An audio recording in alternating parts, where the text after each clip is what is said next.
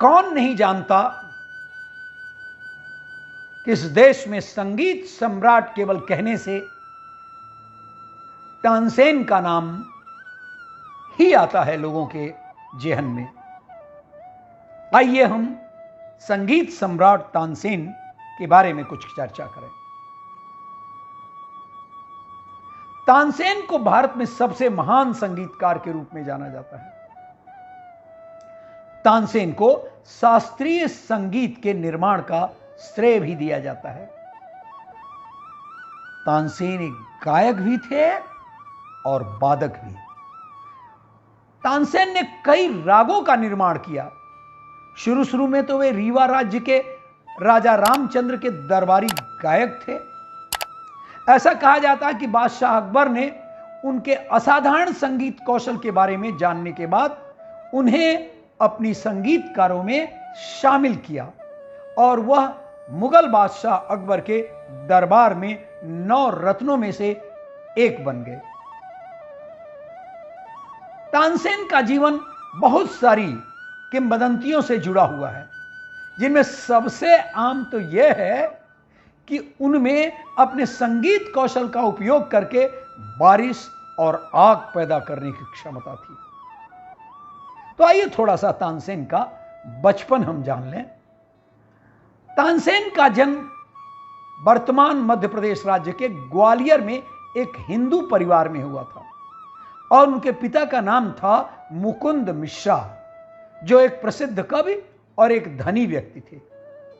जन्म के समय तानसेन का नाम रामतनु रखा गया था, तानसेन नहीं।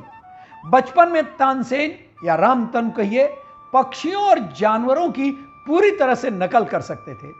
कहा जाता है वह जंगली जानवरों जैसे बाघ और शेरों की नकल करके जंगलों से गुजरने वाले पुजारियों और आम लोगों को डराते थे। ऐसी कहावत है कि तानसेन एक बार एक बाघ की नकल कर रहे थे, तब उन्हें एक प्रसिद्ध संत और संगीतकार एवं कवि स्वामी हरिदास द्वारा देखा गया। स्वामी हरिदास ने तानसेन के कौशल को पहचाना और उन्हें अपने शिष्य के रूप में स्वीकार कर लिया। फिर तो क्या हुआ, तानसेन ने अपनी संगीत यात्रा कम उम्र में ही शुरू कर दी। जब उन्हें स्वामी हरिदास द्वारा शिष्य के रूप में चुना गया तो उनकी संगीत यात्रा शुरू हो गई। उन्होंने अपने जीवन के अगले 10 वर्षों तक संगीत का अध्ययन किया। चूंकि स्वामी हरिदास गायन की ध्रुपद शैली के प्रतिपादक रहे हैं, तो तानसेन ने ध्रुपद के प्रति रुचि विकसित की और ऐसा कहा जाता है कि तानसेन ने वह सब कुछ सीख लिया जो अपने गुरु से सीख सकते थे। किंवदंती यह है कि तानसेन ने अपनी शिक्षा पूरी करने के बाद अपने गुरु के अलावा संगीत के क्षेत्र में उनके समान कोई भी और अन्य उनकी बराबरी का नहीं था। किंतु मोहम्मद गौस भी उनके गुरु बने। उसकी क्या कहानी है मैं बताता हूं। कहा जाता है कि तानसेन अपने पिता की मृत्यु के बाद बहुत उदास थे, जिसके बाद वह बाहरी दुनिया के संपर्क से दूर हो गए और एक शिव मंदिर में गाकर समय बिताने लगे। जीवन के इसी दौर में उनकी मुलाकात मोहम्मद गौस से हुई। मोहम्मद गौस एक सूफी फकीर थे और उनका तानसेन पर बहुत गहरा प्रभाव पड़ा। गौस ने इस्लाम को गले लगाने के लिए तानसेन को प्रभावित किया और अकबर के दरबार में वह एक मुसलमान गायक के रूप में उपस्थित हुए। कहा जाता है कि तानसेन रीवा राज्य के रामचंद्र के दरबार में भी गायक के रूप में कार्यरत थे। मैंने बताया है पहले। उनका संगीत कौशल ऐसा था साधकों कि उनकी प्रतिभा और महानता की कहानियां चारों तरफ फैल गई और जल्द ही महान सम्राट अकबर को इस अविश्वसनीय संगीत के बारे में ज्ञान हुआ। उन्होंने अपने दरबार में बुला लिया, रख लिया और इसके तुरंत बाद तानसेन अकबर के बहुत ही पसंदीदा गायक बन गए। और सम्राट के दरबार में विभिन्न कौशलों वाले 9 असाधारण लोगों में गिने गए।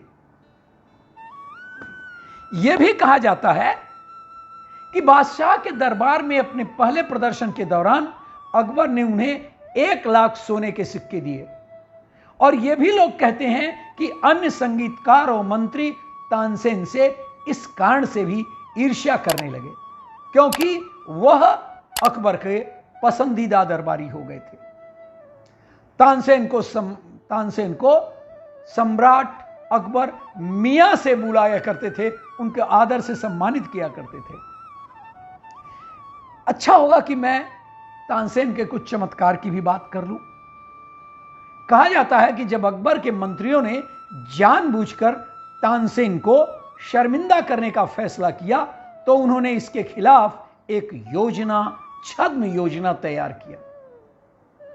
मंत्रियों ने सम्राट से संपर्क किया और उनसे अनुरोध किया कि वे तानसेन को राग दीपक गाने के लिए मनाएं और एक राग जो आग पैदा करने वाला है उसको वो गाएं। अकबर तो चमत्कार के देखने के लिए उत्सुक थे, सो उन्होंने अपने सेवकों को कई दीपक लाने का आदेश दिया और तानसेन को केवल गाने के द्वारा उन दीपकों को जलाने के लिए कहा गया। तानसेन ने राग दीपक गाया और सभी दीप एक बार में जल गए। तानसेन के अन्य चमत्कारों में राग, मेघ, मल्हार गाकर बारिश लाने की भी उनकी क्षमता के बारे में चर्चा कही जाती है। कहा जाता है कि तानसेन ने राग दीपक के उपयोग के तुरंत बाद इस विशेष राग का उपयोग किया था, और ऐसा इसलिए है क्योंकि राग, मेघ, मल्हार चीजों को जो प्रज्वलित चीजें हैं उनको ठंडा कर देगा, क्योंकि राग दीपक परिवेश के तापमान को बढ़ाएगा। और राग, मेघ, मल्हार आज भी मौजूद है, राग दीपक के समय के साथ खो गया है। तानसेन अपने संगीत के माध्यम से जानवरों के साथ जो संवाद करते थे, मैंने पहले ही बताया कि वो प्रसिद्ध थे। और एक बार तो यह भी बताया जाता है कि एक बार एक भयंकर हाथी को अकबर के दरबार में लाया गया था।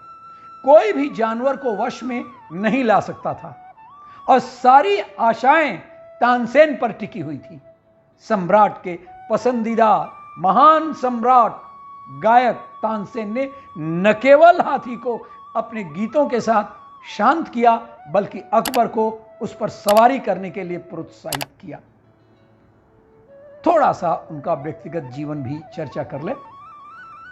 तानसेन के व्यक्तिगत जीवन के बारे में अधिक जानकारी तो उपलब्ध नहीं है, लेकिन ऐसा बताया जाता है कि उन्होंने हुसैनी नाम की एक महिला से शादी की थी, लेकिन इसका कोई महत्वपूर्ण प्रमाण नहीं है।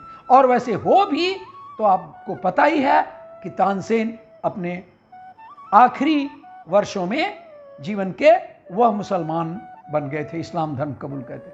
उनके वैवाहिक जीवन का एक और संस्करण यह है कि उन्होंने अकबर की बेटियों में से एक से शादी भी कर ली थी।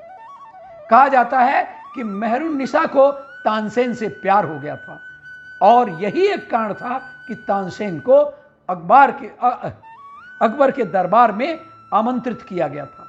और यह भी दावा किया जाता है कि तानसेन अकबर की बेटी मेहरुन्निसा के साथ अपनी शादी से ठीक एक रात पहले इस्लाम में परिवर्तित हुए थे।